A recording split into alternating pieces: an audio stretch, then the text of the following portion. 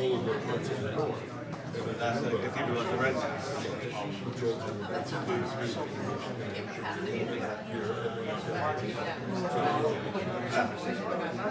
Not bad, not bad.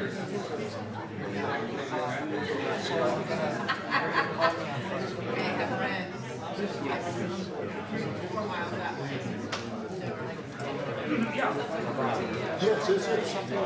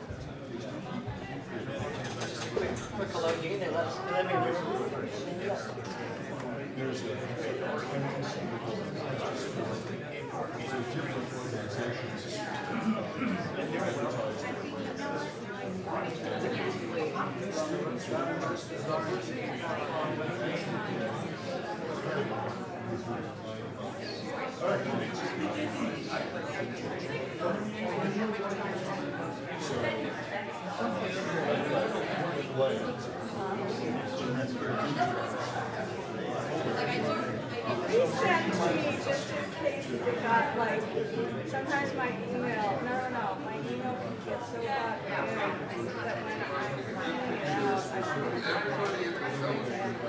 when or they just get so far down.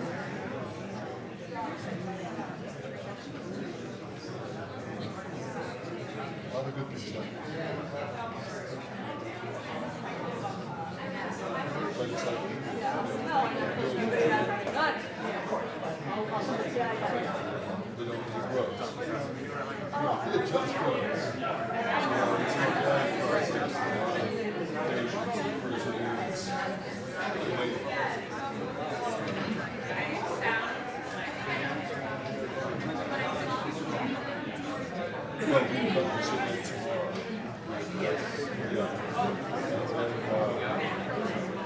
Nothing.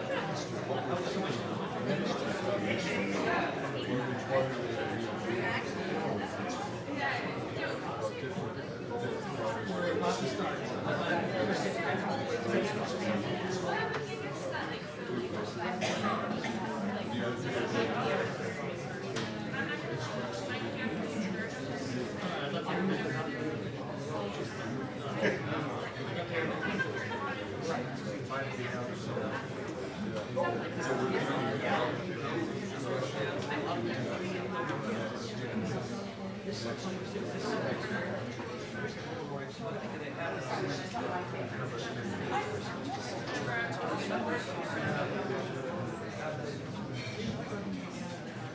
the restaurant. Yes.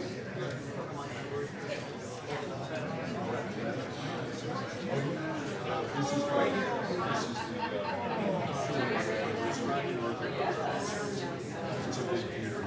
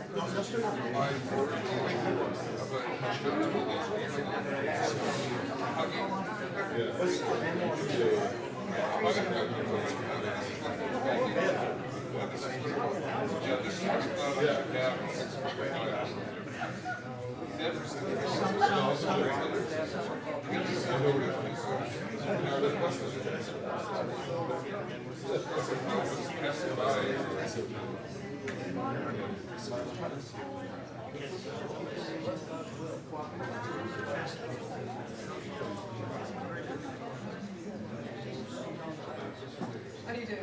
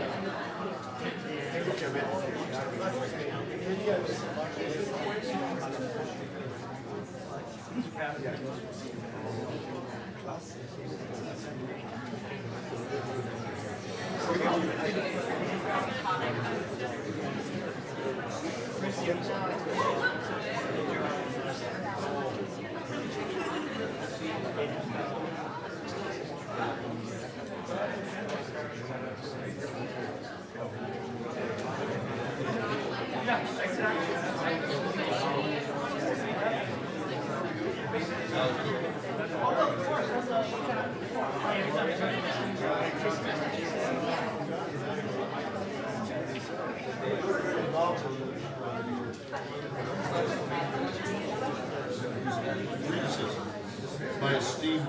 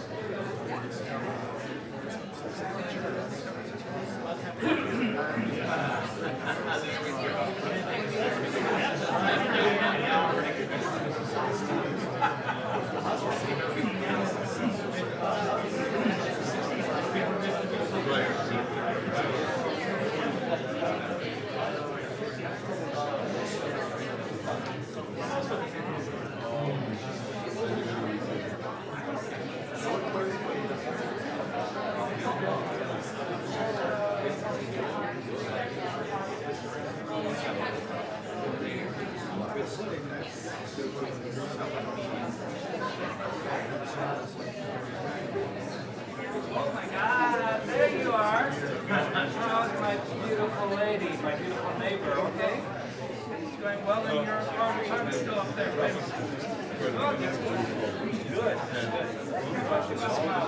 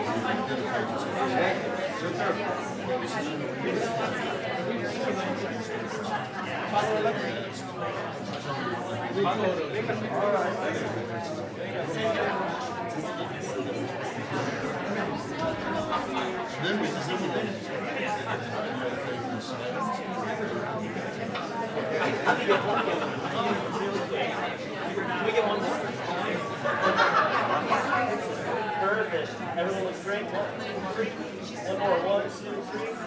Thank you. Thank you. All right, I'm going to bring this rodeo into the corral.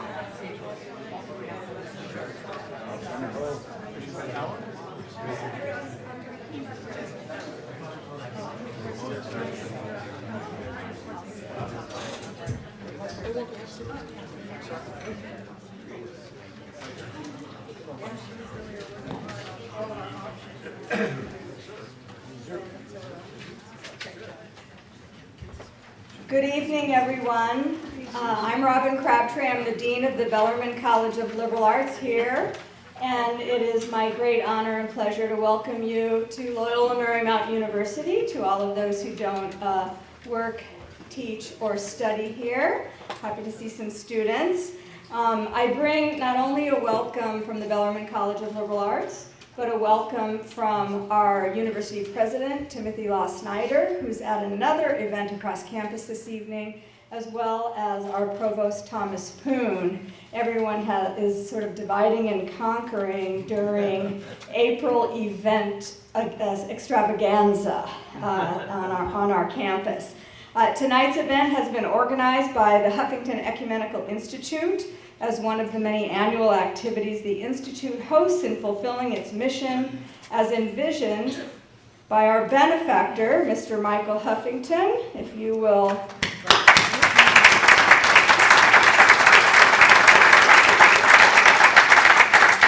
Who recognized that ecumenism is an integral part of both the College of Liberal Arts and Loyola Marymount University's commitments to interreligious and interfaith study and dialogue. Sometimes as a faculty member, we think about the interplay of theory and practice, and in this way, the Huffington Ecumenical Institute has both dimensions. The promotion of ecumenism is the primary mission of the Huffington Ecumenical Institute, which was established by Mr. Huffington and reflects his vision about Christian unity. This event, this inaugural annual Michael Huffington Lecture, is a significant contribution towards the fulfillment of that vision. The annual lecture is a major event at the university, and it showcases the possibilities of the Institute and its growing role on the stage of global ecumenism.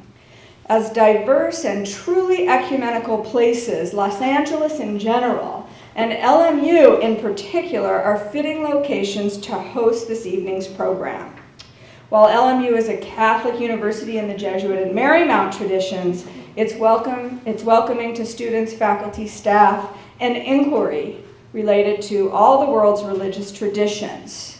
And being a Jewish dean at this Catholic university is further evidence of that. Our faculty, some of whom are with us this evening, contribute to the richness of these academic dialogues, facilitate meaningful educational experiences for our students, and often engage as public intellectuals and community resources related to their expertise and ecumenical and interfaith issues. Every Loyola Marymount University student takes at least 2 courses in theological studies. We guide our students in developing religious literacies, interfaith competencies, and ecumenical sensibilities, even as we hope they grow in the knowledge of their own faith traditions and in the deepening of their own spiritual commitments. Tonight's event is but one part of that education, and a very special one. I want to welcome all the undergraduate and graduate students. I see a lot of undergraduates over here. You're always in the back pews. But we're very happy to see you here. You should know, students, that this is an extraordinary occasion, And I hope that by the end of it, you'll realize you were at kind of an historic occasion due to our special guest. It's a true and deep honor to welcome here in California and tonight at LMU the General Secretary of the World Council of Churches, which is the largest and most important interreligious organization in the world today. So students, it's like having the Secretary General of the UN here, only the religious version of that. I just want you to know how significant this is. I will let the director of the Huffington Institute do the introduction and the descriptions of the program and so on. But as ever, I want to recognize and personally thank Mr. Huffington for his vision that gave rise to the Institute, and also in collaboration with Father John Bacchus, who is here somewhere, of St. Sophia Church downtown, for leadership and engagement in ecumenism across many dimensions, certainly of Michael's own life and philanthropy, and we're honored to be part of that journey. There's an incredible presence and participation tonight from church leadership across denominations and organizations, and I'd like to formally welcome you all. And again, students, I want you to hear who's present tonight. And you can smile and wave as I call your name. Bishop Juan Carlos Mendez from Churches in Action, a Catholic organization. Pastor Karen Erickson, About Our Father's Business. Is Karen here? Archbishop Honan Derderian from the Armenian Apostolic Church. Reverend Rafat Girgis, Presbyterian Church of the United States. Archbishop Benjamin of the Orthodox Church in America, Diocese of the West. Rabbi Mark Diamond, who, by the way, teaches in LMU's Jewish Studies program and also for the Academy of Jewish Religions, Southern California. You know, I sometimes accidentally call him Father Diamond or Father Mark. And then I realize, oh, I've been in Catholic education so long that I'm even forgetting my own. Bishop Guy Irwin of the Lutheran Church. Bishop John Taylor of the Episcopal Diocese of Los Angeles. People are still coming in and still standing at that darn parking ticket thing. Ovidiu Drahora of the Romanian Evangelical Church. Maybe, parking lot. Gabriel Meyer, Executive Director of the Southern California Christian Forum. Right Reverend Franklin Brookhart, retired Episcopal Bishop. Did I meet you earlier today? Maybe not. He had cataract surgery, so he didn't get to come. Oh, well, you'll share our greetings. Sylvia Salazar, head of the Native American Concerns in the Archdiocese. She's hung up in an accident on the freeway. And so you have come Yes. No, I'm here separately. with her, okay. Just as a friend. Yeah, being in traffic is basically de rigueur. It's like you have to have about 10% of people in traffic. Deacon Tom Conchitas, Catholic Diocese of Orange, Ecumenical Commission. Tim Compton, Disciples of Christ. Phil and Artemis Tamouche, the Antiochian Orthodox Church.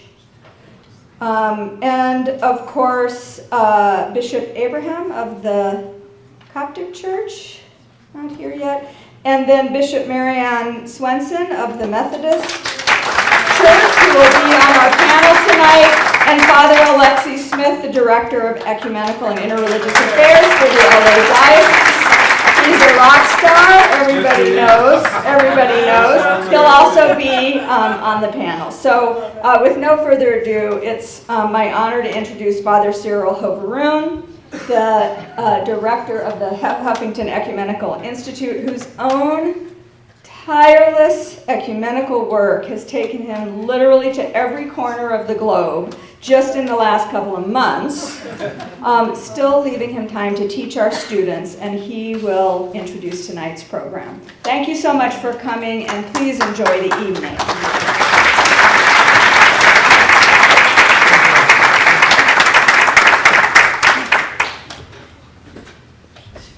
Thank you, Robin, for the introduction. Hello, everyone. Thank you for coming, for joining us for this important event. It's really important for LMU. It is important for Southern California. It is important for the United States, and I think it is important for the global ecumenical community. Just, I want to let you know that this event is being broadcast live stream through the channels of LMU, but also it is available through the website of the World Council of Churches, and that is really a crowded place. So a lot of people watch us globally nowadays, this presentation. I will say a few words more about this presentation, meaning later on. Before I go to presenting our today's speaker, I want to say a few words about the structure of our meeting here. So first we will have a lecture by Olav Fykse, the General Secretary of the World Council of Churches. Then after that we have two distinguished panelists who will engage in discussion with Olav. They will reflect on his presentation. After that, you will have a chance to ask your questions to Olav. For that reason, each of you has a piece of paper on your seat, and you can write down your questions, then handle them, give them to Margaret or someone else, Nina, also Margaret mostly. She will bring the questions to us. We will accumulate them and then ask them to Olav in the end. I don't promise that we will ask all the questions that you will pose, but we'll do our best to, in order to fit our program, to deliver your concerns and to ask your questions to Olav. After that, we'll have a reception. So don't leave us. Stay with us. Just go to the next space, and there will be plenty of food and drinks, actually, for you to enjoy. So that's the practicalities, and now I'd like to introduce to you Reverend Dr. Olav Fykse, the General Secretary of the World Council of Churches. Let me show you a few pictures about him and say a few words about his distinguished career. As you probably can guess from his name and surname, he is Scandinavian. He's from Norway, and he was a devoted member. He is still a devoted member of the Church of Norway, which is a Lutheran church, and he served in different positions in that church. Primarily as a parish pastor. He is still a parish pastor, and this pastoral work I think is important for him. He also had some important administrative positions in the Church of Sweden, like he was the secretary of the Church of Norway, of course, secretary for the Church of Norway Doctrinal Commission, and the secretary for the church-state relations for the same church. Olav was also deeply involved in the dialogues, ecumenical dialogues, even before he took his position in Geneva at the World Council of Churches. He was a General Secretary of the Church of Norway Council on Ecumenical and International Relations. He was a co-chair of the Palestine-Israel Ecumenical Forum Core Group, and I should say that the Palestinian-Israel issue is very much important for him. He's still very much involved in the discussions and the peacemaking process in the Holy Land. He also was a moderator of the Church of Norway and Islamic Council of Norway, as well as the Church of Norway and Jewish Congregation contact groups. So he was deeply involved in the interreligious dialogue. In 2009, he was elected the General Secretary of the World Council of Churches, which is really the top executive position in this organization. And this is his second term as a General Secretary. He was re-elected in 2014. I should say a few words about the World Council of Churches, because maybe some of you, especially students, even though I try to explain to my students what is the organization, but maybe some students and some people don't have a very clear idea about this organization. This is actually the largest ecumenical network in the world. It is the broadest and most inclusive among the many organized expressions of modern ecumenical movement. It is really huge. It's a huge network. It brings together over 350 churches, denominations, and church fellowships from more than 110 countries. and territories throughout the world. And it represents effectively around 500 million Christians worldwide. I should say that the Catholic Church is not a member of the World Council of Churches, but it is a very active partner of the WCC, and I wish that all the partners, all the members of the WCC had the same kind of cooperation between each other as the Catholic Church has with the World Council of Churches. Today, Amen.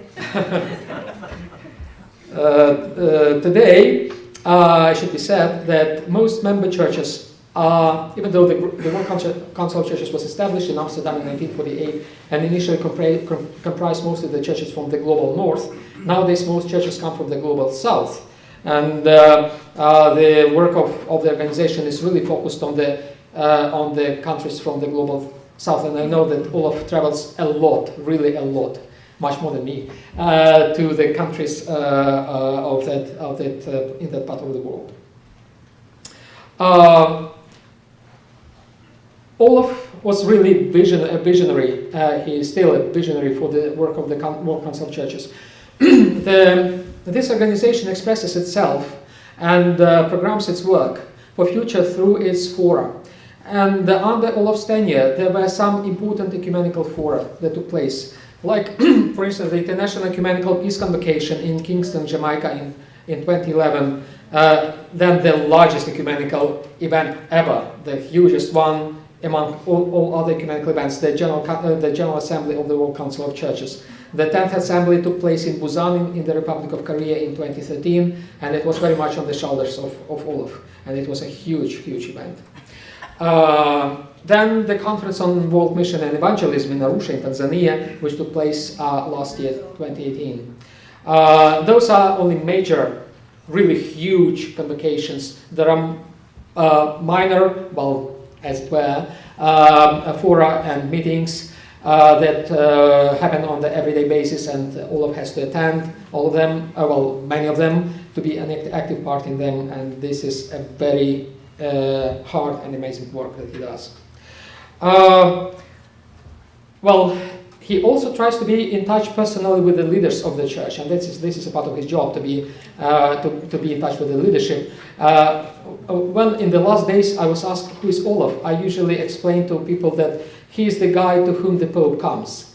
And actually that's exactly what happened when the Pope visited the headquarters of the WCC in Geneva, I think last summer, right? And also visited the Ecumenical Institute in Bossey, and you can see a picture of Olav with the Pope. Olav also visits the primates of the church, and when we had the conversation with him yesterday, he explained to me that he tries to be in touch personally with every single primate of the church. So he visits the churches, he tries to be in personal touch and tries to deliver, to convince people to be engaged in the ecumenical movement on a personal basis. So you see a couple of pictures, but only a couple from many other occasions and opportunities that Olav has to encounter the leadership of the churches. The one is with the ecumenical Patriarch Bartholomew, the other one is the recent one with the Patriarch of Moscow, for instance. So it's a lot of work indeed, and we are very difficult people to deal with, especially in the traditional churches, so congratulations on this work. Olav also is actively involved in the peacemaking and reconciliation process. He serves, for instance, on the board of the directors of the Global Partnership to End Violence Against Children. This is a very important organization that deals with all sorts of violence that the children face, and it's very important from the perspective of social justice and the challenges that the churches face nowadays. He's also a co-president of the Religions for Peace, an important organization, interreligious organization. He is, well, speaking from the Eastern Christian perspective, he should be praised for his many achievements as a person in touch and in collaboration with the churches in the Middle East. Like for that reason, he was, for instance, awarded by King Abdullah II of Jordan with the Al Hussein Decoration for Distinguished Service in the field of interreligious dialogue and cooperation in pursuit of peace among peoples. You know, it's very hard to get awarded in the Middle East. Olav has been awarded several times. He also received the Friends of the Armenian Award for his advocacy worldwide. I just wanted to emphasize this here in LA, where the Armenian presence is so huge and so important. Well, Olav is not just, he's not a bureaucrat. He is also a scholar, in addition to being a pastor. He's published several books. Actually, I tried to order, some of his books on Amazon, and I couldn't because they've been sold out. So I just want to highlight some of his publications, 2 of his books, and if you are interested, you can certainly read them. This one, The Truth We Owe Each Other, is based on his doctorate at the Norwegian School of Theology, Mutual Accountability as Ecumenical Attitude. It was published by the WCC Publications in 2016, and then the book Christian Solidarity in the Cross of Christ, which was also published in Geneva by the WCC in 2012. So that's just a few words. If I wanted to say everything about Olav's activities and life, we would end exactly before the reception. And I don't want to steal his time. I just want to say that the topic that he wants to present to us today is a reflection of the upcoming General Assembly of the World Council of Churches, which will take place in Karlsruhe in Germany in 2021. As I mentioned, the General Assemblies are the most important things in the ecumenical movement, the largest events. And they actually they set the agenda for the ecumenical movement, global ecumenical movement, for a decade. This is going to happen. The topic that we will be listening about to Olav will reflect the future, the path of the ecumenical movement during the next decade, effectively, until early 2030s. So it's really important. You will be probably the first to be introduced to what will be going with the ecumenical movement in the next decade. It's called Christ's Love Moves the World to Reconciliation and Unity. And we are all attention. Olav, the floor is yours. And let us give a round of applause to Olav for this.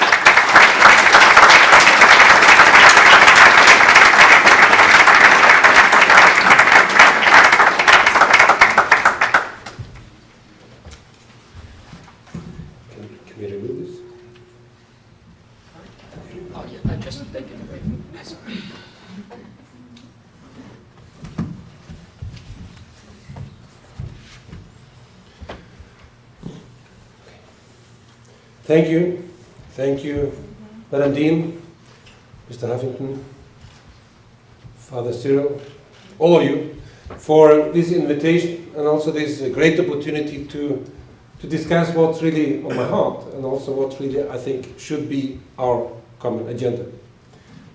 Honor to you who give new vital impulses and I would say also invest in the ecumenical work of today.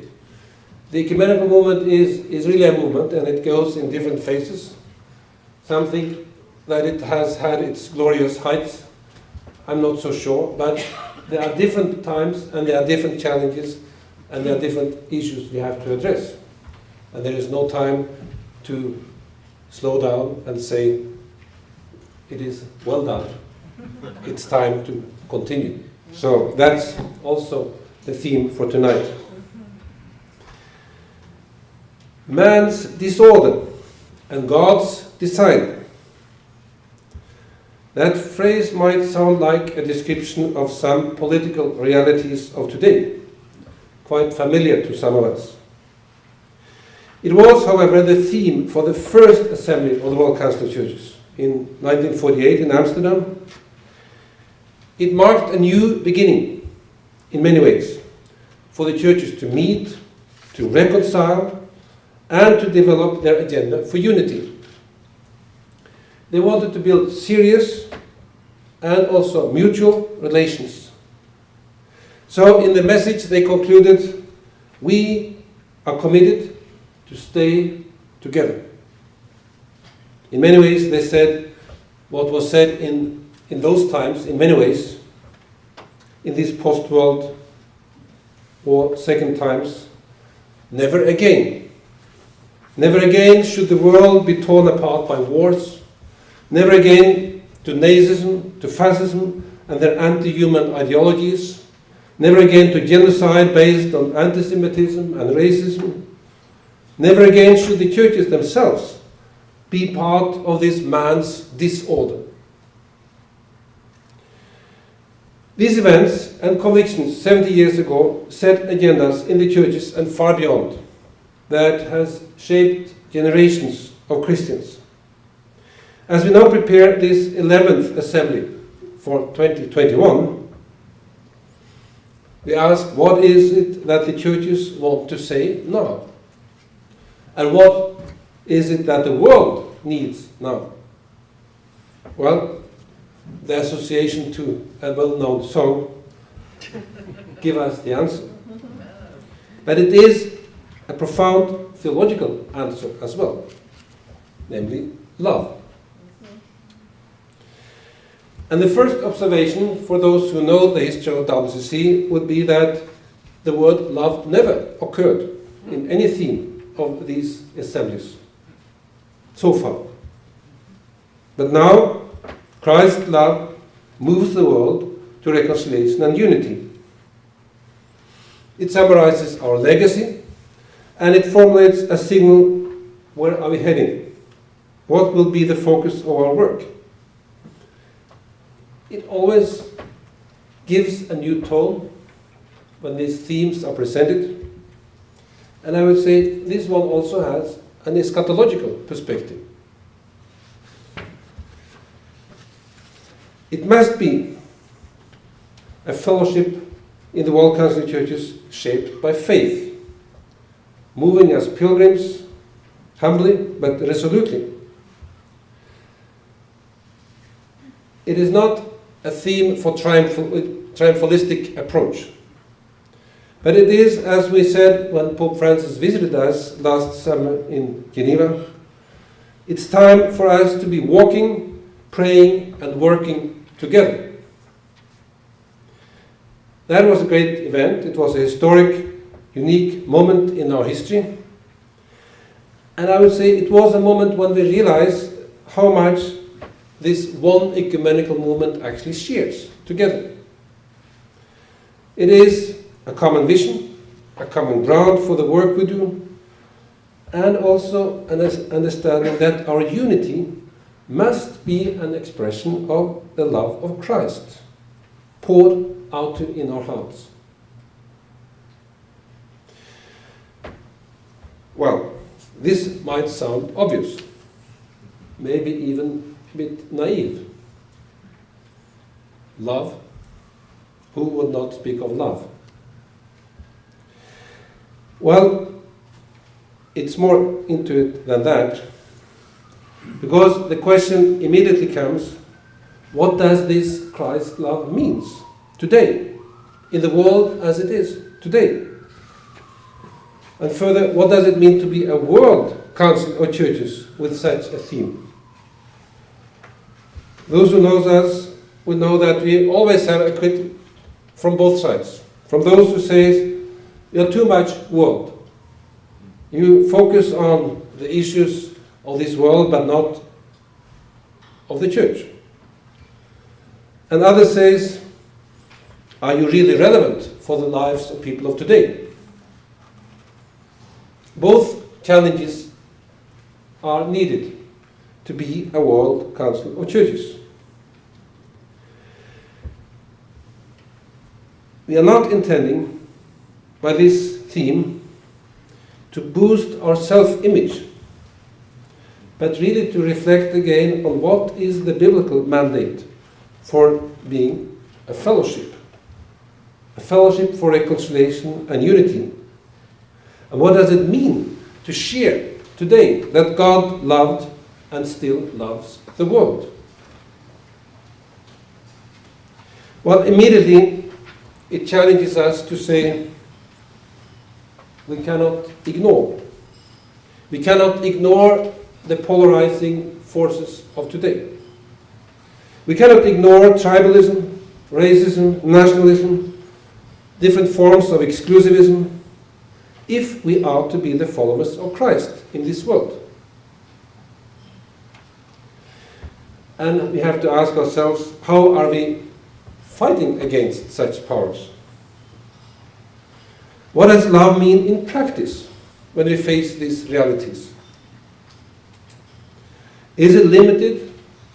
Our love, is it something to be limited to neighbors in the sense of those who are already within the borders of our country?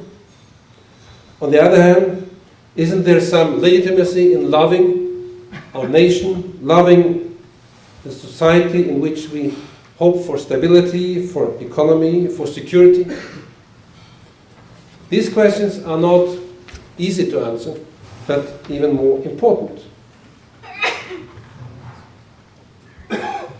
Let me, not as a side step, but as a further step, actually go into my own personal history. I was very honored by what was presented here, but let me share with you something else that have helped me to understand why I find that this theme is what we need to discuss now. And I realize that I've become so old that I start to reflect on my childhood.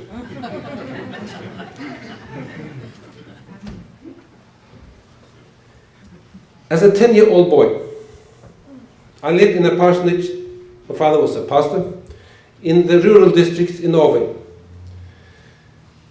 I started to discover the public library, and particularly the books about the Second World War that was written about what happened, but also what happened particularly in that region of Norway, which was in the middle of Norway, near Trondheim, where the Germans had a very strategic military interest, but also where the resistance movement had a very strong power to try to do something with, of course, then a very heavy pressure on them from the Nazi regime.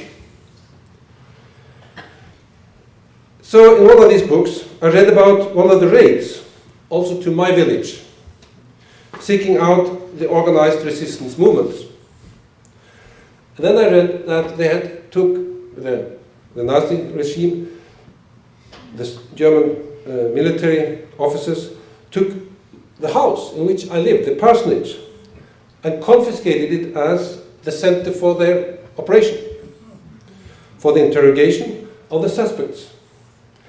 And I read more. One night, one young man from this village was tortured and killed in this house. And from the details written, I saw that this was in the room next to my bedroom. This cruel evil of war and abuse of power in the name of some interest, a certain ideology, a so-called national socialism, with great ambitions on behalf of one nation particularly, but also on what should be our shared ethnicity as white Aryan race, had manifested itself in my house, where I lived. And patriotism, love for our nation, for its freedom, for democracy and justice, had a martyr there. I was shocked and shaken. And even more, sometimes together with my parents, we visited some of these who survived this, and they told these stories, and they showed us the pictures of what had happened to them. But short after this, I think, the same year or the next year, one of these heroes from the war was to be honored, and my father was invited to give a short sermon at this occasion. And I asked him if I could join him. It was also for me quite exciting to listen to these persons themselves, these heroes of war. But then afterwards, my father was very upset. And I had to ask him what was wrong. Well, we had listened to speakers who said, at that time, in 1972, when it was 2 months before the referendum in Norway whether we should join the European Union. Some speakers said, we cannot be in union with the people that humiliated us like this, who even forced us to ask in their language the right to go to the toilet when we were in prison. I have to admit that I understood them very well. I mean, this attitude of fighting was not something that shocked me. In a way, I understood it. They were fighting for justice. But my father challenged me and he said, Olav, what will happen if we never can leave something behind us? If we never can reconcile with one another again? Even when we know the truth. How will life be if we never move forward? And how can every German man or woman be held accountable for what the military forces of Germany did in our country? Something for an 11-year young boy to think about. And I understood more what he said when we the next year got some visitors from Germany. And then I realized who that was. A friend of my father from 1951, the year he got a scholarship from the World Council of Churches to study 1 year in Belfast in Northern Ireland. He was honored to get a scholarship given to a student from this poor war-ridden Norway. But he got some friends, and one of them was this German friend, who remained his best friend to his death. And then I understood that there is something very human that we have to care for. Something that says ideologies, wars, is about each one of us. And that we have to find a way to reconcile, to find a new way. I think this was also what made my father happy when he attended the installation service in Geneva in 2010, that somehow what he wanted to show me and teach me as a boy had materialized into me taking this responsibility. Well, I will not bother you more about my biography, but I have to say, I realized more and more that experience like this shape our ways of understanding life, but also of understanding faith. And it definitely have helped me to understand that love is a huge issue. It's not something superficial. It is also, as a pastor's son who sometimes felt that whatever I should be in my adult life was not to be a pastor, I've realized that it is a huge challenge, but also such a gift, to be called to preach the gospel. And that this gospel actually is about Christ's love, which is a call to serve for the reconciliation of the world. Nothing less. Maybe I project some of my theological reflections later back to these experiences, but I think that is fair enough. But I would say, be aware, children have very serious things to say. And in the program that I'm also involved in, together with other global institutions, how to protect children from violence, we connect our own World Council of Churches program, Churches' Commitment to Children. And one of the objectives in this program is to help children to have a say and to have something to contribute themselves in the church today. In addition to a very, very urgent responsibility for the churches to protect children from violence and abuse. This theme of the upcoming assembly is, as you can hear if you read it and think about it, a kind of paraphrase of a sentence from the St. Paul's second letter to the Corinthians, chapter 5. And let me read for you, verse 14 and 20. The love of Christ compels us, because we know that one has died for all. Therefore all have died. And he died for all, so that those who live might not live any longer for themselves, but for him who died and was raised for them. So, we are ambassadors for Christ.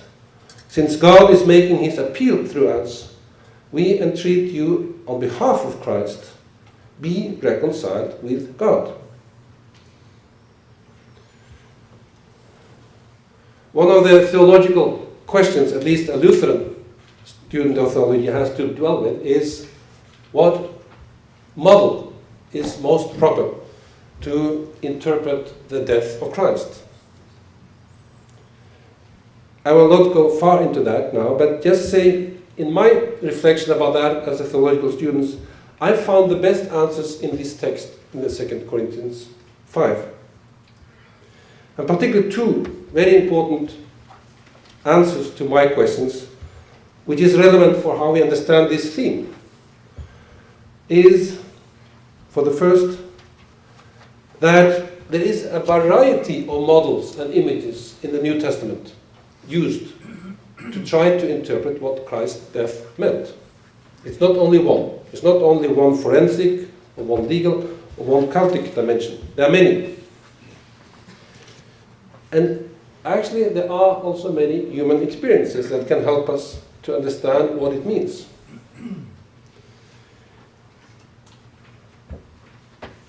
This ultimate love of Jesus Christ is given by God. It is about the new creation, as St. Paul says.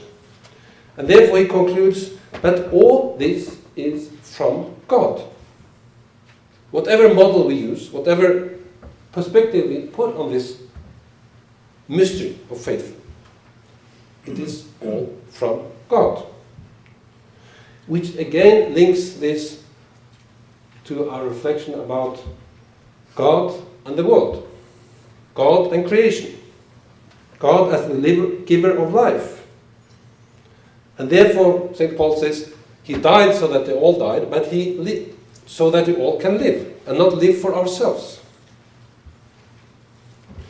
And the other clear message is that there is one motivation, there is one attitude, there is one force that compels us beyond anything else, and that is Christ's love. It changes our relationship to God, it changes our relationship to one another. It's about what it means to be God's creation and God's new creation.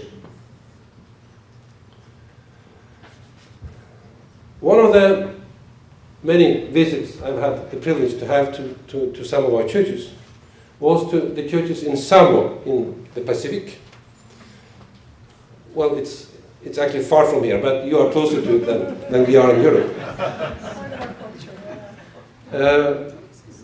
There I learned about a tradition that if anything wrongful was done, even something criminal, the family of the perpetrator had to sit down outside the house of the victim's family, expressing their shame and their guilt together. And they would sit like this until the family of the victim was ready to come out and stretch out their hands and say, we reconcile. Thinking of this, in a society of an island, if revenge would be the principle of how to deal with this, there would not be many left. This is one of the many examples I think we have both in our cultures but also in our churches. How reconciliation, inspired by what was given in Jesus Christ, can find its expressions that can change our realities.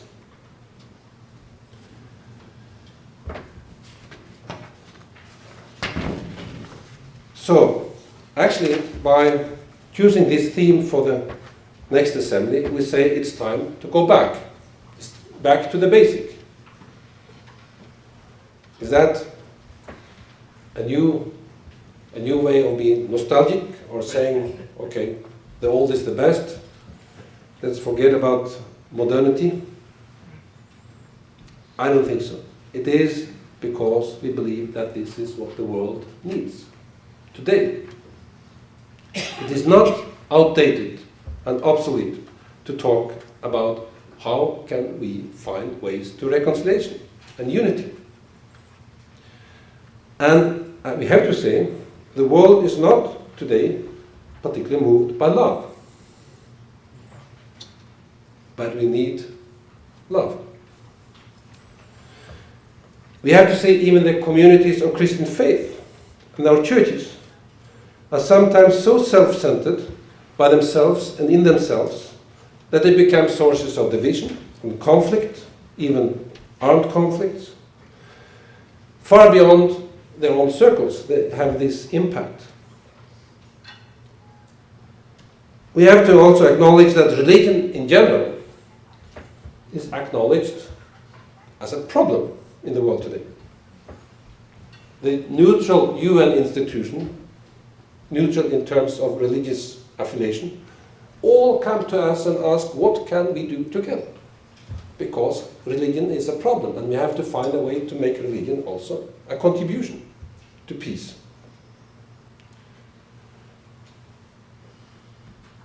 It's not the first time in history that religion is a problem. But we have to acknowledge that it is today as well.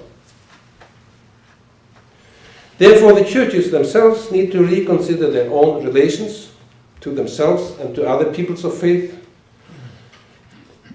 And many churches also actually struggle to find their roles, and many church leaders also find this challenging. How should we in this time be faithful to our identity, to our faith, but still work for reconciliation and unity in the world, not only within the church?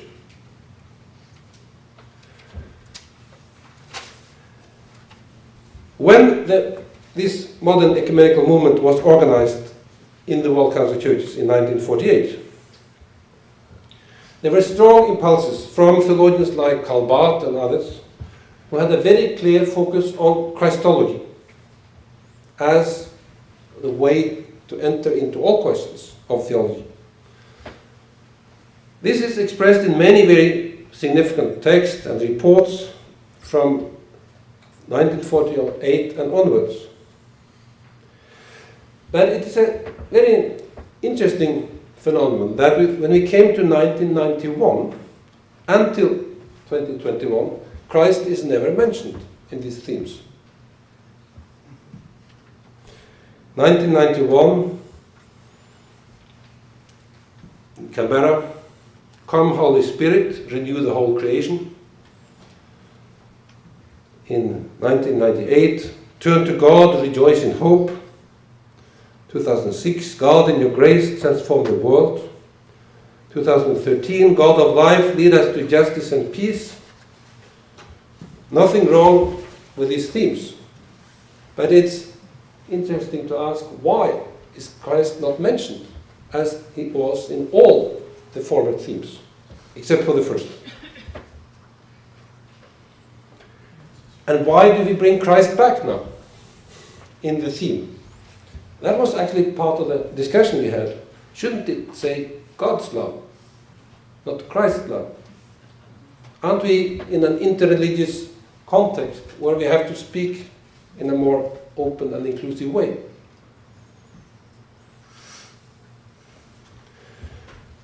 Whatever we say about God in Christian theology and in a Christian witness and what we claim to be a Christian life, it is defined by how we understand what Christ means.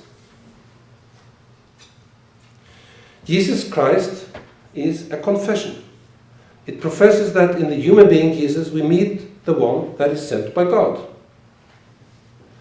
And therefore it caused all these kind of discussions in the first centuries about how can he be both God and human.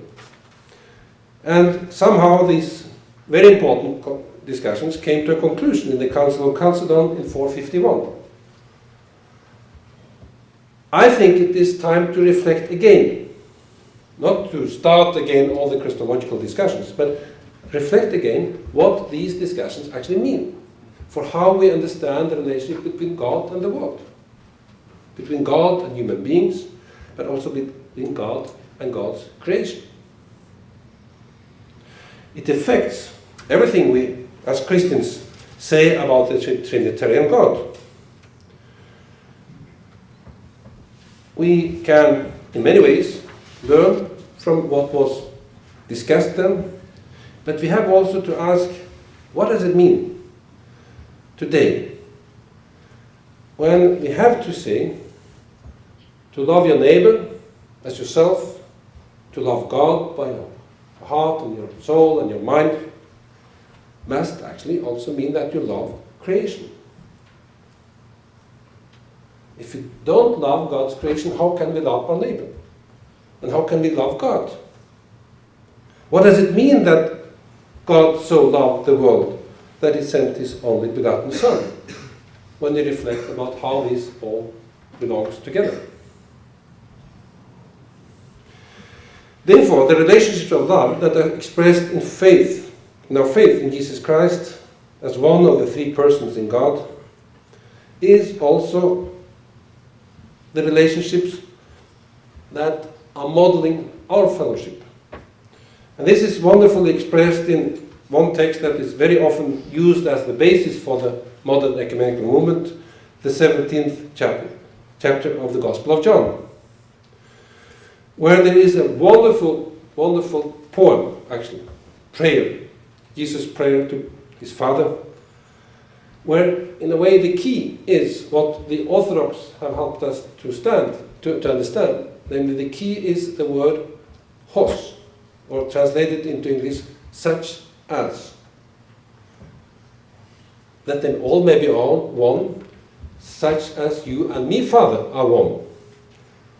That they may remain in your love, as such as I remain in you. These different parallel expressions flows together. But the key that brings them together is this such as. The relationship between Jesus, his Father, is the way we can understand what Christian unity is, namely a fellowship of love. It inspires, it encourages, it empowers us as churches to say that the good news is something for the whole world.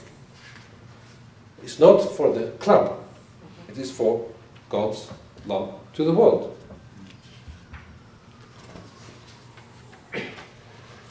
In our discussions in the Central Committee of the WCC, when we discussed this theme, I heard very interesting voices.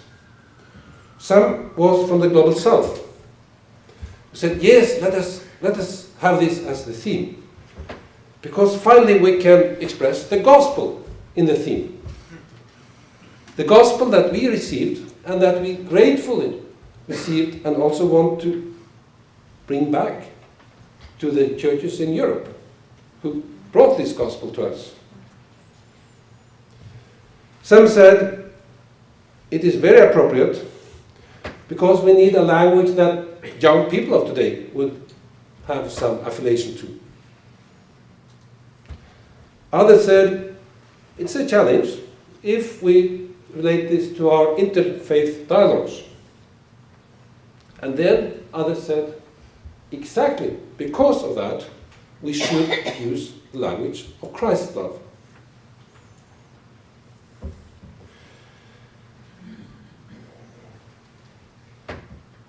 Another example for me that makes this true.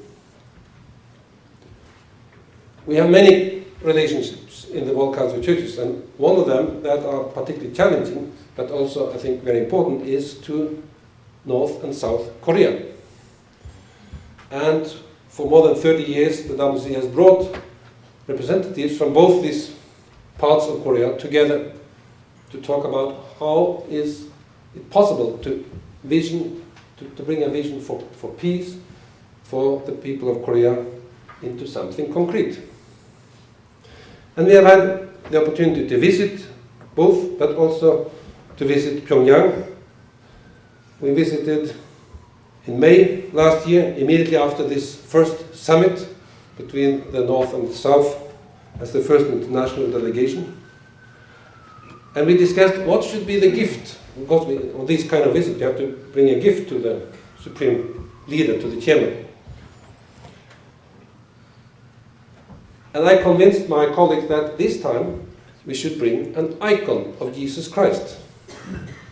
Not a pen or a sign of WCC or something like that, but an icon. They were a bit nervous because you have to present it and describe very officially why you want to give this. What is the meaning of the gift? Even in writing. When I presented it, I said, this is the Prince of Peace. This is who gave us our vision and our inspiration to work with you for peace. And it was understood. It was received with great appreciation. It was another sign for me that it's not time to say something else, but to say this is our faith. And this is why we do what we do. We have said that together with the Pontifical Council for Promoting Interreligious Dialogue and the World Evangelical Alliance in a document called Christian Witness in a Multi-Religious World. We work on another document these days related to the same themes. We have to find ways to present our Christian faith by saying we believe in Jesus Christ. And for the ecumenical dialogue itself, it's important to be reminded that when St. Paul says in the first letter to the Corinthians, chapter 2, that for I decided to know nothing among you except Jesus Christ and Him crucified. He say that to unite them, not to say some of you are excluded. It sounds exclusive, but he says this is the only way to unite the church. And in some of our traditions there is also a saying from John Chrysostomus, as far as I know, that Christ on the cross stretches out his arms to the whole world. That is why Christ, and only Christ, can bring us together. So, as a WCC, we go in different phases. In the last period since our assembly in Busan, we have focused on saying that we are together on a pilgrimage of justice and peace. And we have reflected, like in this mission conference, how is this to be expressed in being disciples of Christ, following Christ in humility, but with a purpose. To show that uniqueness of God and God's love is this being for others, as Bonhoeffer in a very significant way expressed it. This radical being for others is always a challenge for us, particularly a challenge also to those who want to glorify their own name, showing their potential, their pride, and their power.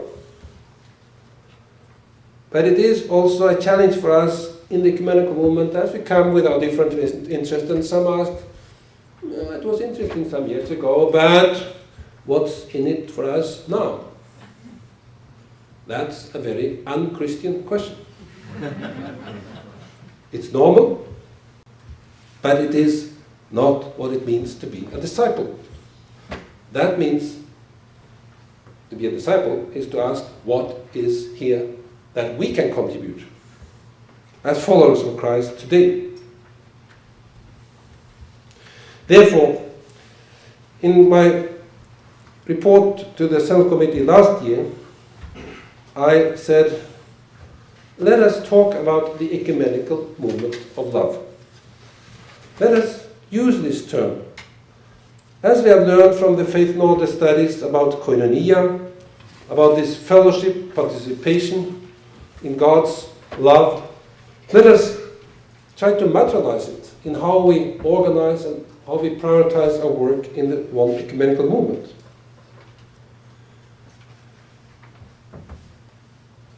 We could, in many ways, say that this is another expression of being the ecumenical movement of the cross. Reminding ourselves that the criteria for whether we do what we do is not only when we have wind in our sails, but when we do what is right, even if it is something that causes sacrifices. But when we use this terminology of love again, we also benefit from many dimensions of our ecumenical legacy. For example, what is almost a new ecumenical doctrine, that there has to be the preferential option for the poor in the way we understand our own priorities. It is a way to express God's love for the world today.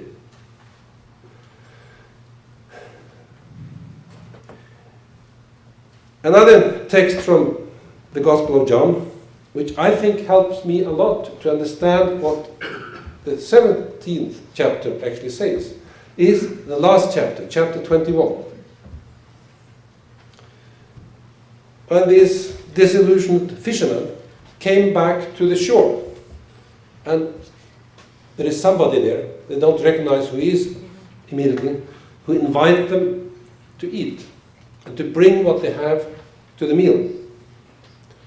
And they understand who it is, and then there is this dialogue, I mean, almost interrogation between Jesus and Peter.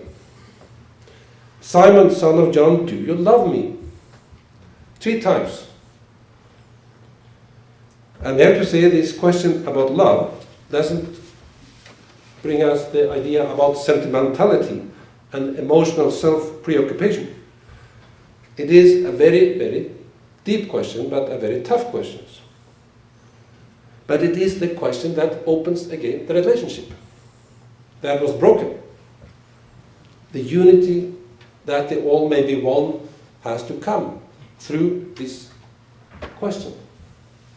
And the answer. But then the follow-up of the answer. Yes, you know that I love you.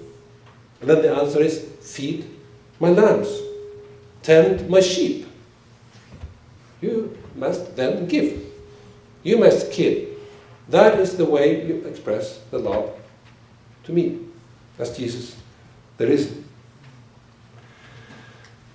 For me, this has been a great inspiration to think our ministry, whether it is as a local parish pastor or as a general secretary of the World Council of Churches or whatever we are, is our response to this question.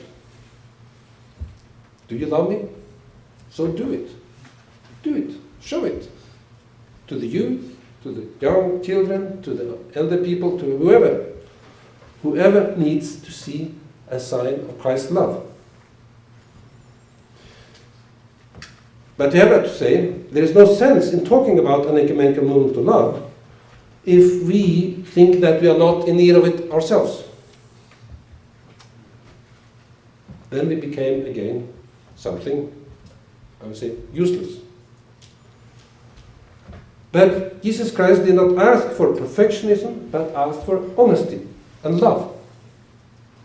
And the world is not in need of perfectionism, but it is desperately in need of love.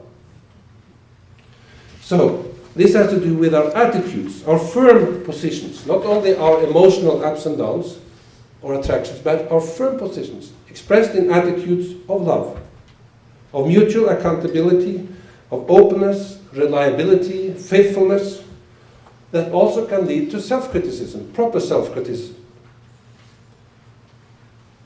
and therefore also to transformation. And I see this way of talking about love as an attitude of mutual accountability, as a quality of our relations, needed in a fellowship of diversity, is what we need in the ecumenical movement, to be what they're called to be. It's not only about being soft and gentle, which we also need, but sometimes also to say no, not only to say yes. And sometimes I wonder why we are not able to embrace more of this diversity among us as human beings, particularly in the church, when we are all here because of Christ's love for us. Why should we not be able to understand that as the way we are together, with our diversities, with our differences, with our different ethnicities, but all kinds of categories we can use. And why is difference so dividing for the church? That's really one of the paradoxes in our time. Still, we don't give up. We believe that love is the better way, as St. Paul says in 1 Corinthians 13. There is a way of love that we can pursue, even if we are not able to do everything we should. We don't give up. And therefore we believe that there is a church, a one church for one humanity, and that it can find new expressions through the ecumenical movement and in many other ways, but particularly also through the calling we have as the World Council of Churches.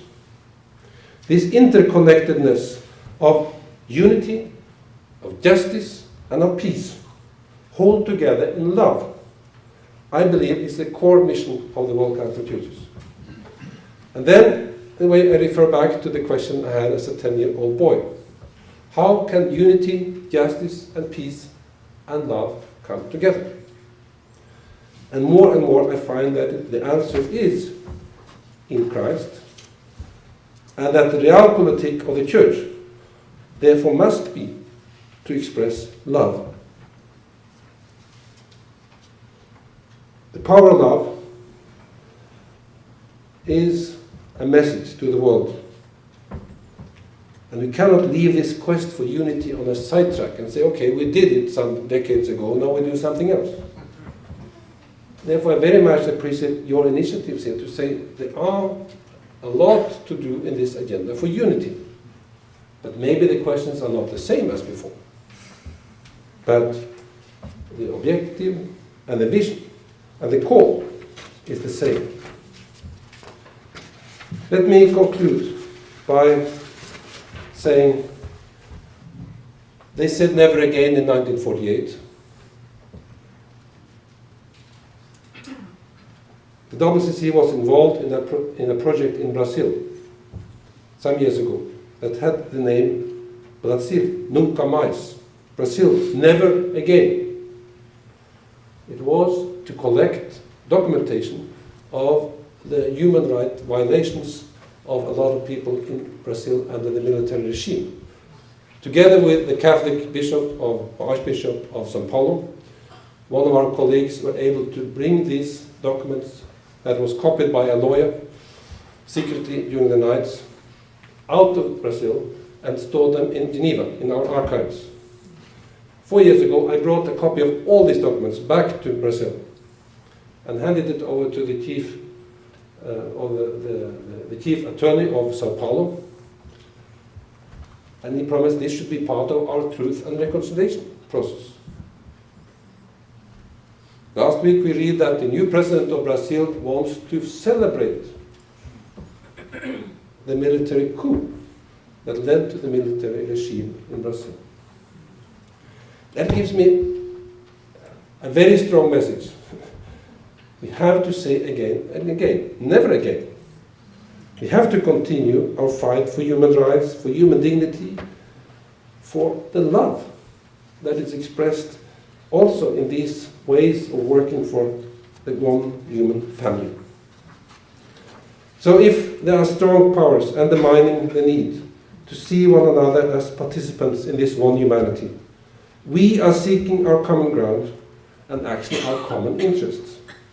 There needs to be somebody and something that represents a counterside and a counterweight, really, of unity, of justice and peace. And that has to be expressed in non-partisan, universal love. We can make a difference as people of faith, of hope and love. And therefore we believe that Christ's love can move the world and even ourselves. Thank you.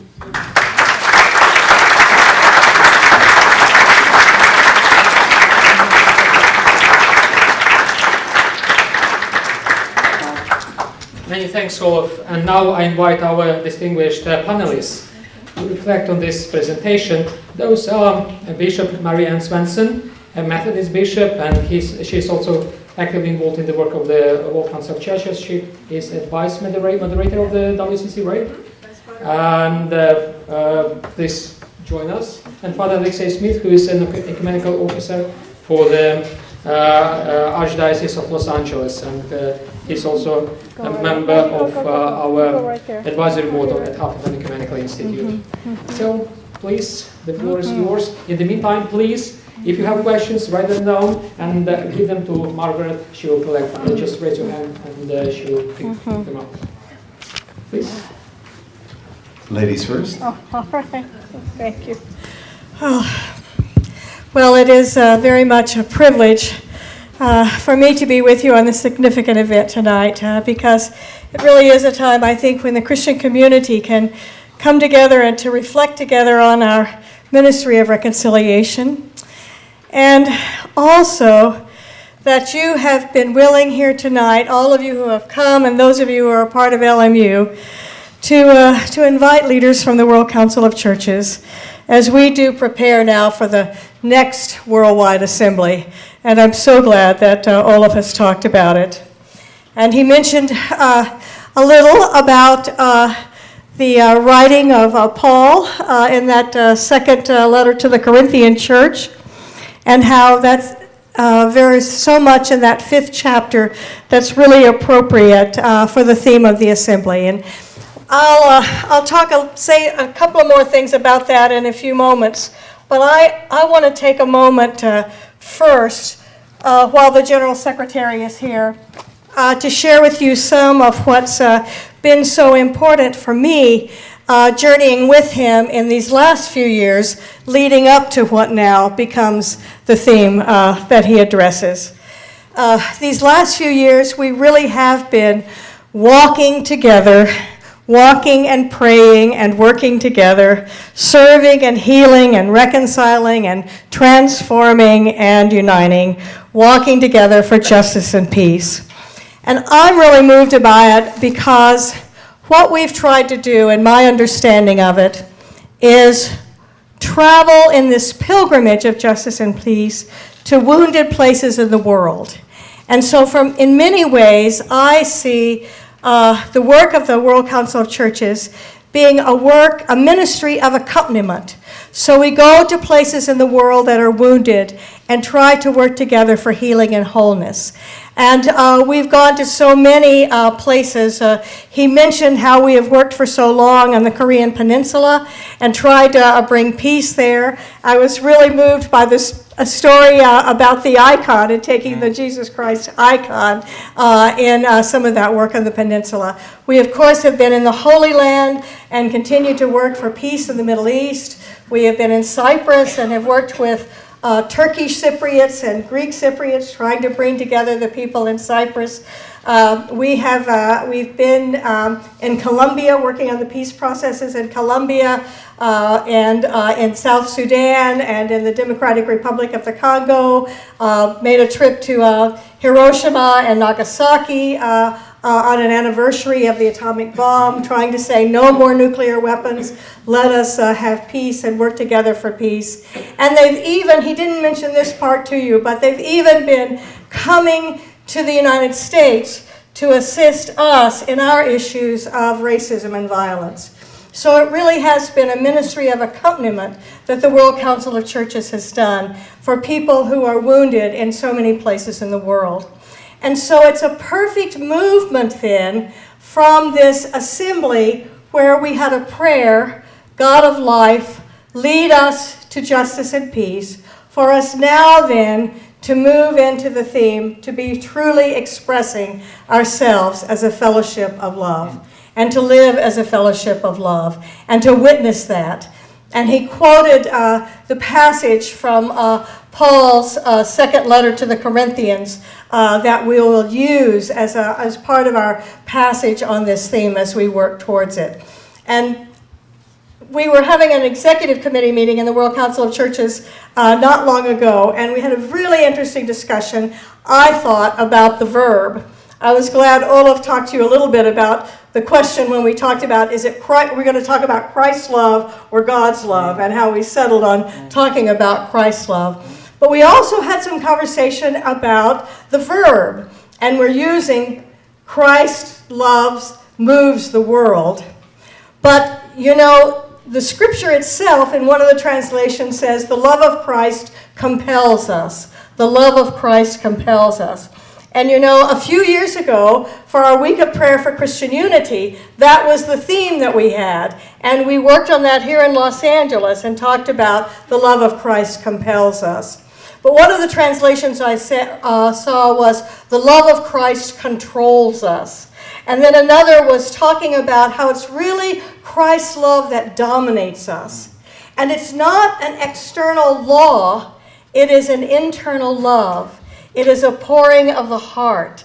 And it is this whole sense of the internal love that is so powerful to dominate us in our lives. So all of our lives is about love of God and neighbor, and then our transformative action on behalf of the world.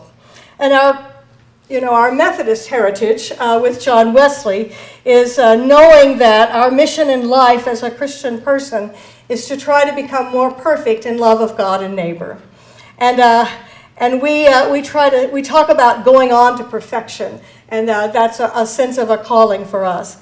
And the way in which he expressed it tonight, I would say, is we want to go forward as a fellowship of love. Let us become more perfect in loving God and neighbor and all of creation. As you talked about creation, truly all of creation is a part of our neighborhood.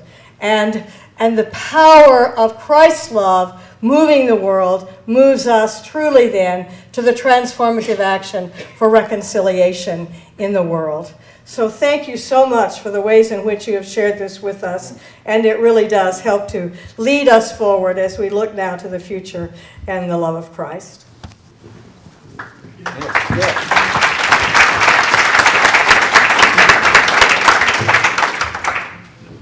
Thank you, Bishop Swinson.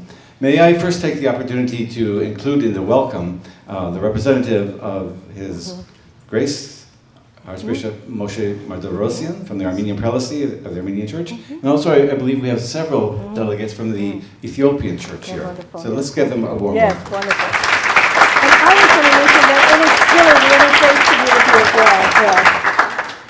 well. Thank you so much for your presentation. I guess I was shocked to hear that the word love and the word Christ have not appeared in the title of any That's World surprising. Council of Churches. Christ. Yes.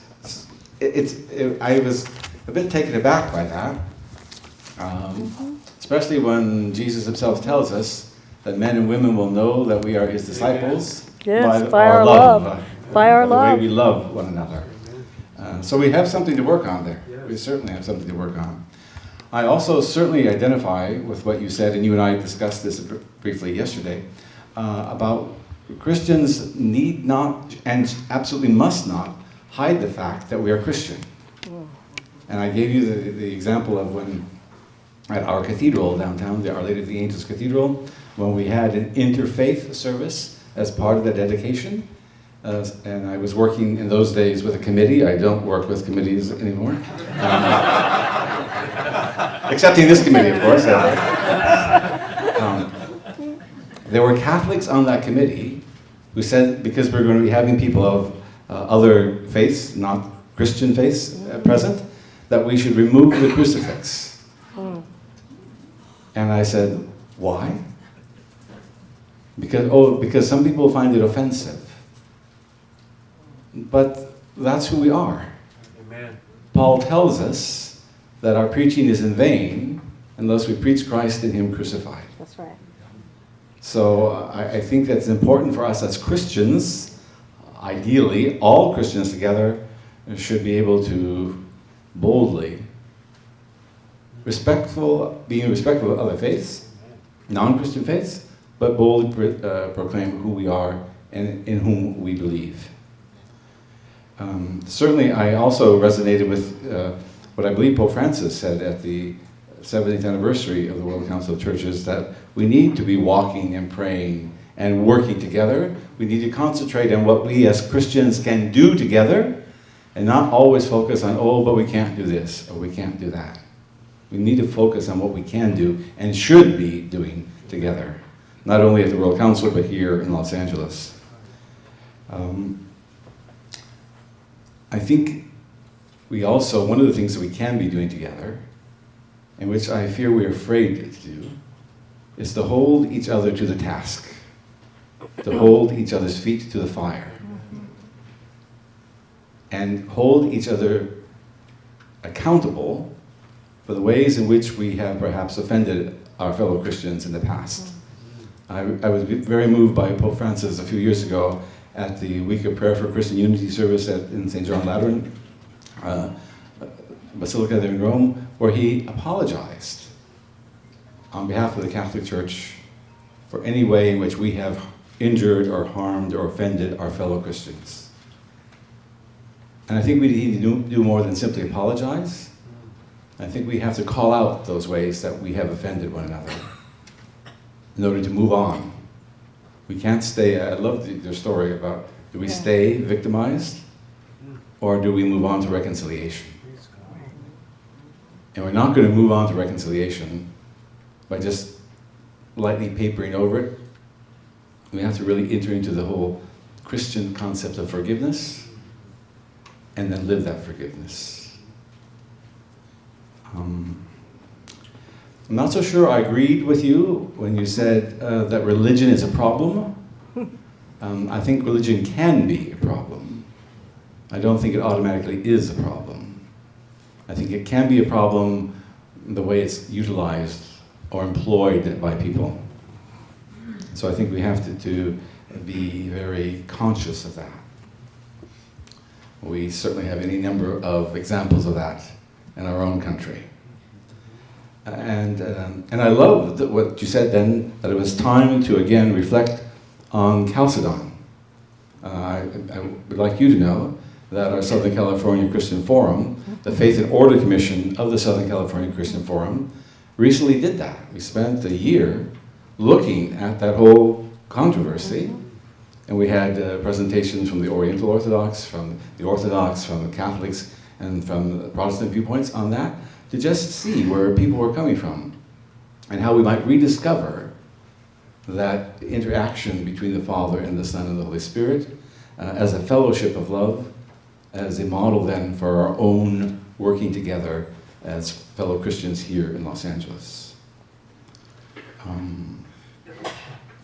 I think there's much more I could say, but I think people are willing, and they come here to hear you, not us. That's right. So let's have the questions, Father, and we'll go on from there. Thank you very much. Amen. Thank you. Thank you. Many thanks to our panelists. We've got quite a few questions, and some of those questions, I believe, have been answered already by the panelists. Some of those questions overlap with one another. So we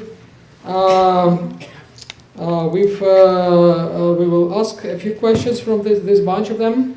But before that, I'd like to acknowledge another presence among us. It's Bishop Abraham from the Coptic Diocese here in Los Angeles. Welcome, and it's a joy that you are with us, Your Grace. So the first question would be, what is the relation between the theme for the global assemblies and the activities of local ecumenical organizations? It is directly related to the topic of the presentation. Could you answer?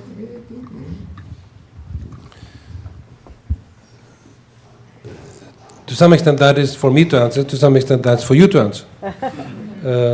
I think, as an example, that the theme we had at the 10th Assembly, and this focus on being together on a pilgrimage of justice and peace, has found a lot of local expressions. One was the many ways of actually doing pilgrimages before this very important meeting in Paris in 2015, December 2015, for the climate. And there were 2 million signatures handed over to that conference by these pilgrims who had come from countries all over Europe, but also far beyond. That was one way to mobilize through a theme new creativity, but also new expressions of what this could mean in practice. There have been other themes. I think, for example, when we were in Vancouver in 1983, Jesus Christ, the light of the world, had quite an impact on many discussions, but also hymn writers and others around the world. But also bringing, at that point, the indigenous people's reality into the fellowship. Maybe it's not the theme alone, but what the event meant. And since then, there has been a totally different awareness that indigenous peoples belong to the churches, they're not just somebody else. And that their concerns and rights, of course, are our concerns, but they also have a lot to contribute. So that's one way to answer these questions. Good. Thank you. Then another question is, since Bishop Svensson mentioned that the WCC has accompanied the church in the US facing issues of international justice, as one who is not from the USA, what do you see that we in this country ought to learn in order to work on the in overcoming racism in the United States? I didn't hear the very end of that. Yes. What? Well. Thank you. Okay. Yeah. Yeah. I think the first thing I need to say was one of my learnings after that experience of people from the WCC coming to the U.S. To be with us and to journey with us on a pilgrimage to different places. We went to Charleston, we went to St. Louis, we were in Chicago, and we heard many different voices. But what happened after that was people in the leadership in ecumenical work in the United States felt like our brothers and sisters from other parts of the world really heard and saw the needs in our country in a new way and really were truly walking with us. You know, it's true that racism is America's original sin. And we have such deep problems in our racism that interacts like a cancer and a virus that affects everything in our national life.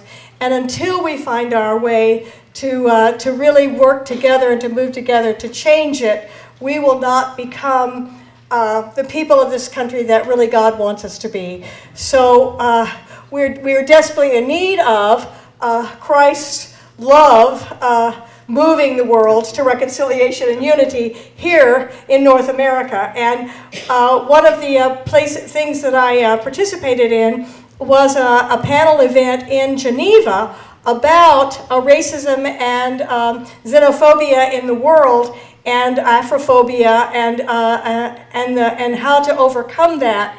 And it occurred to me how different are our issues in the United States with our sisters and brothers just to the north in Canada.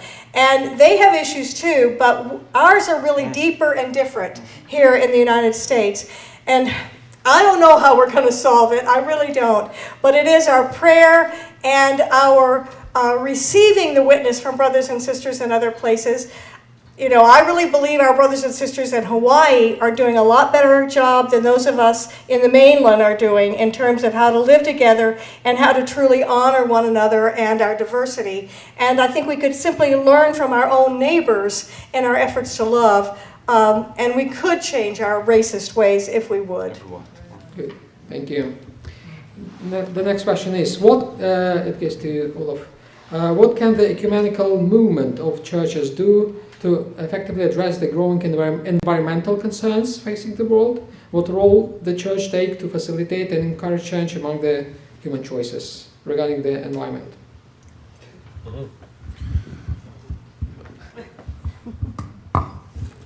I touched it in my reflections, and I can, for example, remind you that before the UN started to hold its big conference about climate change, the WCC brought representatives from the Pacific Islands to our meetings to tell us what is actually going on.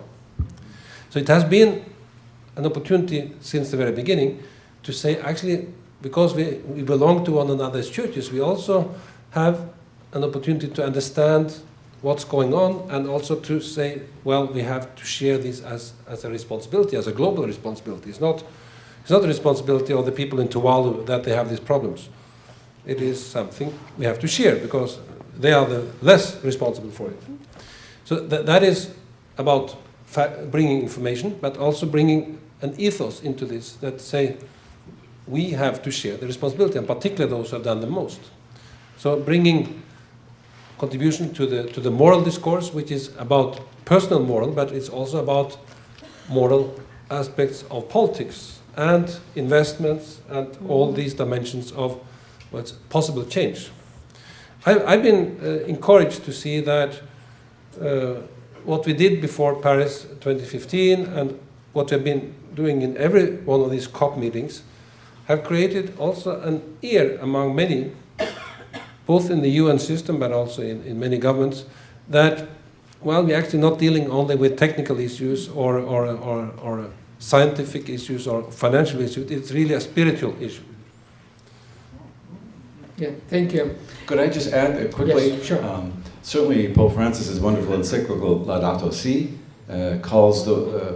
gives great credit to the ecumenical patriarch's leadership in all of this, and it pledges and challenges the whole world, Christian and non-Christian, to join in the struggle for reclaiming the environment.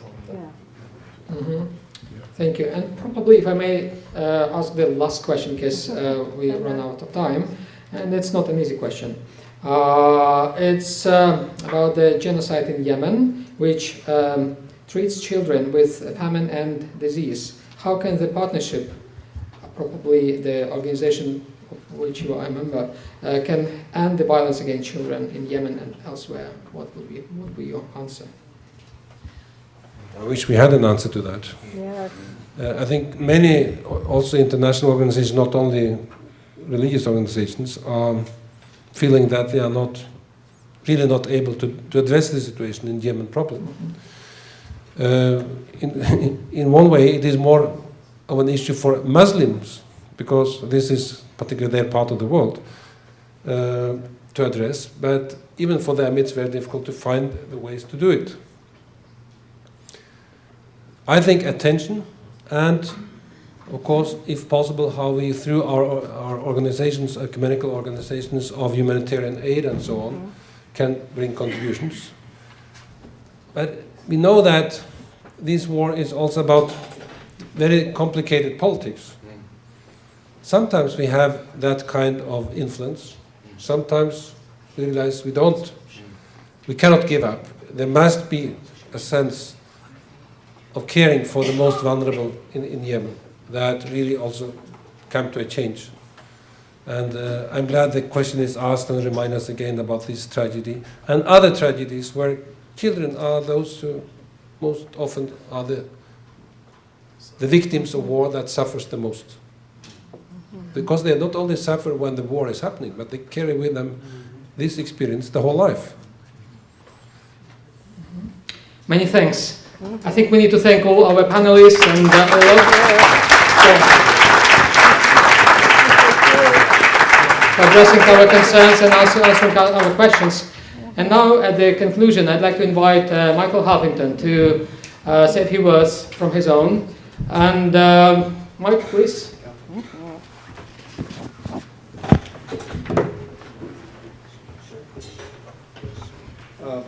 Before we wrap up, I just wanted to offer a gift on behalf of the Huffington Ecumenical Institute and Loyola Marymount to you, Olav, for being here and traveling all this way and starting our first series of lectures. It's a real honor to have met you and spent some time with you at dinner. So this is from us to you, with love. Very good. And we thank you. It's hopefully you can use it.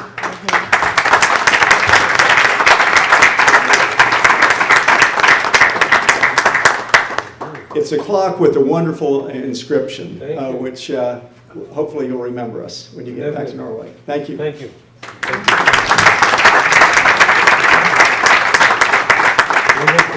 Yes. It's on Pacific Standard Time. I want to thank all the hierarchs and pastors and priests who joined us from the different Christian denominations and our friends from the Jewish community and anyone else who may be here from whether it's the Muslim community or even agnostics. The key to what was said tonight is the word love. That should be a universal term in every religion or even among those who are not religious. And I think it actually gets down to, first of all, loving ourselves. If every human being could know themselves and love themselves, I doubt there would really be war. It would end jealousy, anger, hate. But the key is to love yourself. And that's why, especially for the students here, it's not something normally that you're taught. You're taught more usually English and history and science. But the most important thing in the world truly is love. And beyond that, forgiveness. If you can forgive people, you don't carry that poison in your system anymore. So I think this has been a wonderfully enlightening inaugural lecture and discussion. I want to thank all of you for being part of this, and thank all of you for joining us. And then I would also say one last thing. We have all these wonderful leaders of different churches here with us tonight. If LMU could get each of your names and numbers to each one of you, and perhaps you could invite us to your church or your cathedral, and let us start mixing here in Los Angeles. Let this be the incubator to bring change to the world. Amen. Amen is a great word. Thank you so much. God bless you all. Thank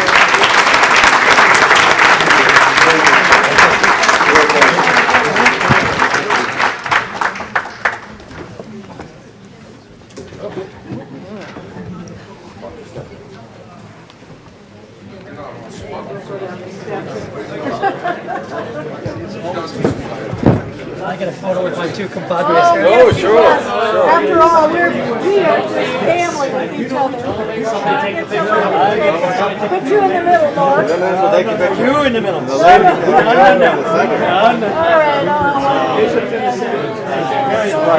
Very bright. Very bright. Oh, and the lights maybe. Let's step down and have to do it. You can do it. Oh, very good. Got in there.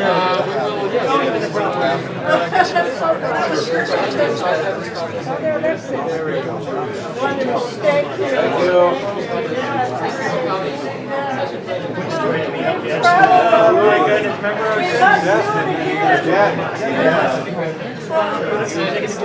You're taking the element.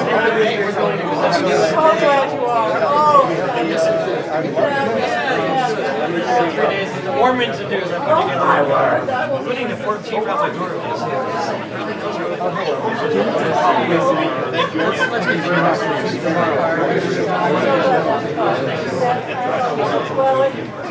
He's not bad either. Thanks for being here.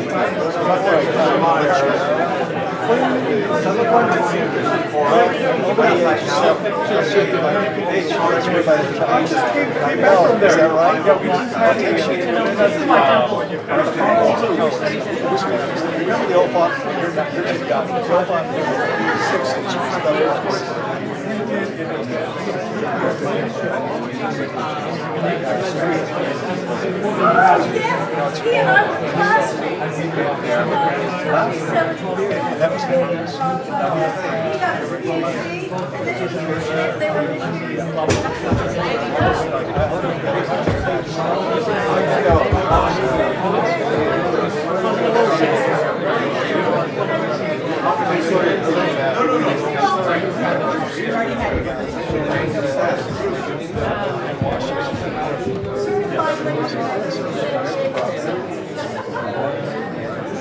Thank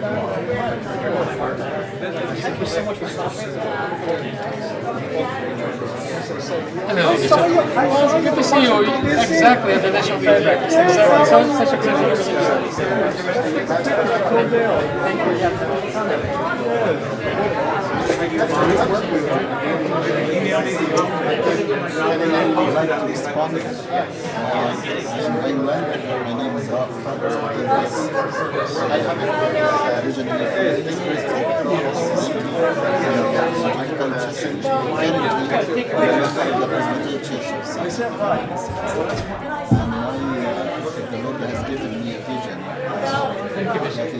Such a pleasure.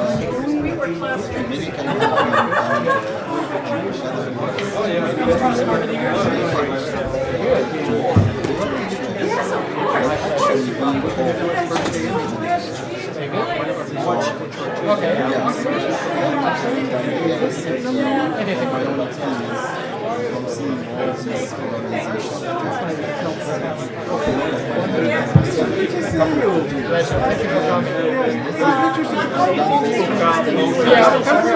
Yes, I was What country were you at? I came from Africa. I was in Rwanda.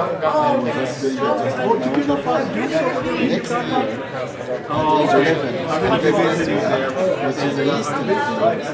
And most of them were not talking to each other. So we were like until 1990. So good to see you. Okay, yes, all right. So I do think so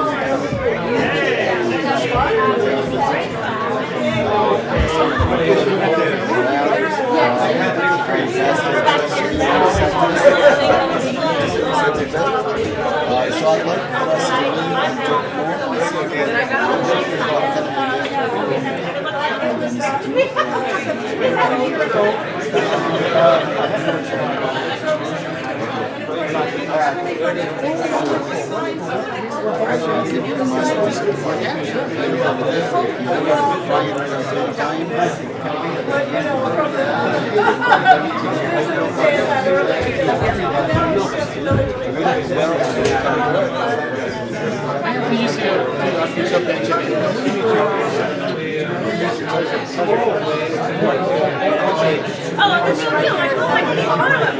to really talk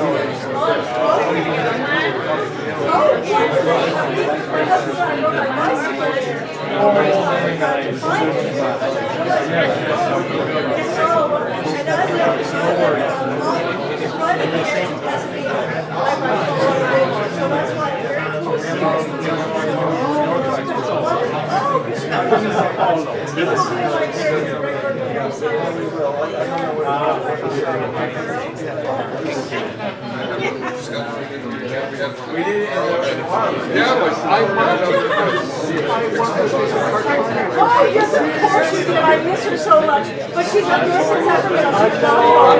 And she does get to come down some because she's working out as a doctor. You know, and she looks after adults. So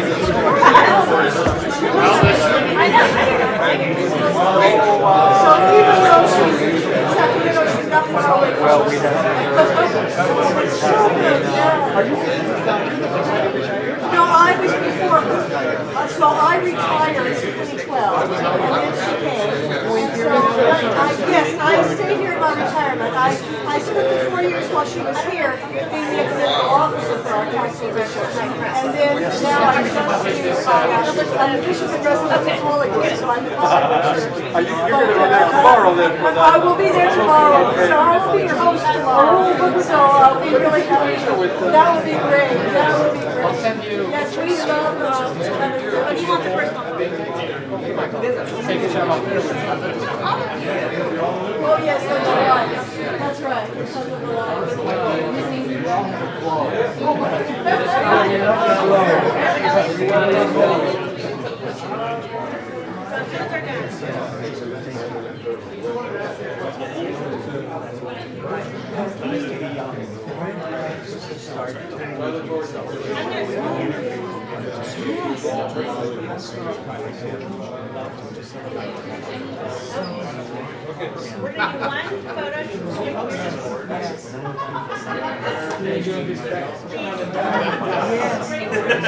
Beautiful. Okay, look at Donna. Okay, look at me, because this is my first real phone. Here we go. 1, No, I did not. and 3. One more. 1, 2, and 3. Okay. And then look at me. Look at me. Okay, we'll take 2. Ready? 1, 2, 3. One more. 1, 2. I don't have a card, but I can write down my information for you. I can give you my email and phone number. And so that would be good. So you can order it.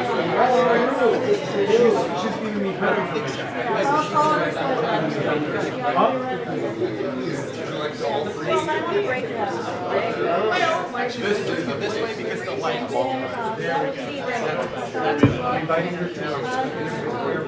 I will be here. Okay, very good. Hi, good to see you. Thank you for coming. Oh, okay, and then there's the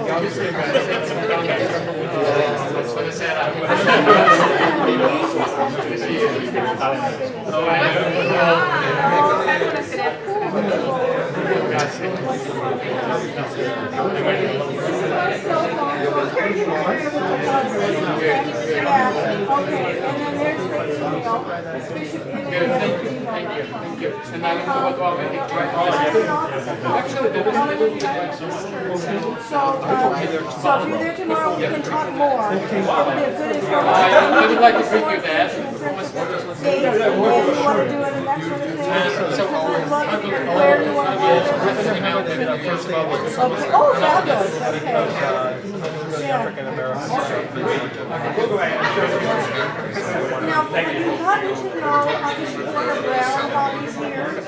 He is one of our United Methodist bishops who's retired like I am, but our Holman Church has a vacancy, and so he's been filling in as the pastor at our Holman Church. Oh, wonderful. Okay. At Holman. Okay, so he may have been there. I don't know if he was there then or not. He was. Okay, because he actually lives in Sacramento, but he has commuted down here to serve Holman for this year. So, but it'd be really cool for him to come to you. Okay, that's good. Send it to him. I will send it to him. Let's do that. Okay. That's So great. good to I'm see so you. glad. Oh, This praise will be God good. for your life. Amen. Amen. Oh, and yours. Well, I look forward to us sharing the ministry together. Amen. And I'll tell Minerva that I was there. Yes. She'll be so happy. Pastor Dale, do you have one of our churches in action brochures? Oh, that would be excellent. I'm so happy about what you all are doing. Fresh off the press. Oh, wonderful. Yeah. So good.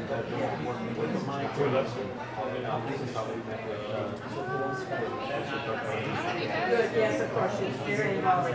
Very involved. Oh, wonderful. Oh, very good. Thank you. So good. Thanks. And I will. I'll look forward to hearing from you about Holy Yes, Week. I And will I'll see you tomorrow at the luncheon I tomorrow. will send you that invitation. That will be so good. You ready, Pastor Dan? Yeah, I'm just shooting you off these pictures. Okay. Hi, good to see you. God bless you. All right, I'm gonna let you go down. I couldn't quite get behind the stairs.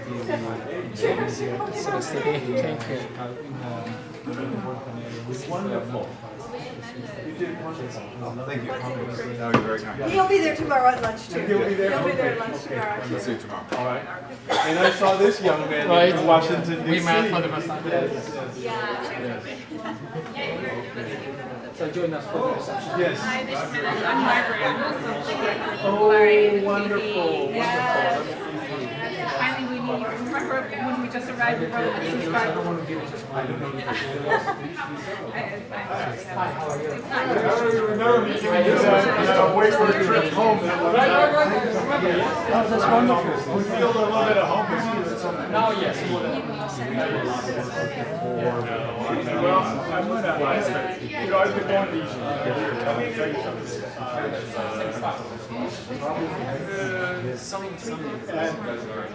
You know, it should not be an oxymoron for somebody who could be considered a bureaucrat. They're talking about Christ, and that's the core business. I mean, it should be part of like what's obvious. You know, there's a there are, well, there is one university. They will know either Christians by their love.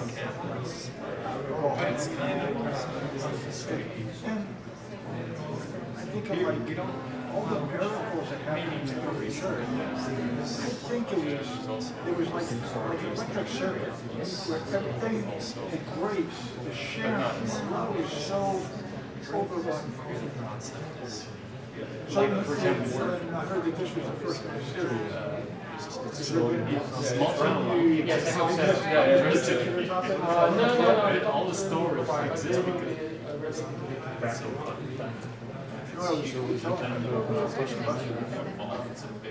I've been talking to you, I should Bishop Barron, sort of just this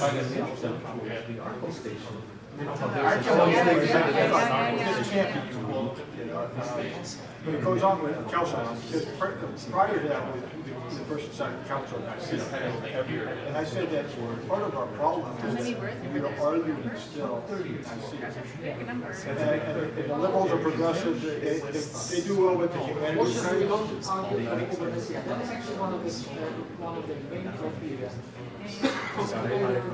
because people were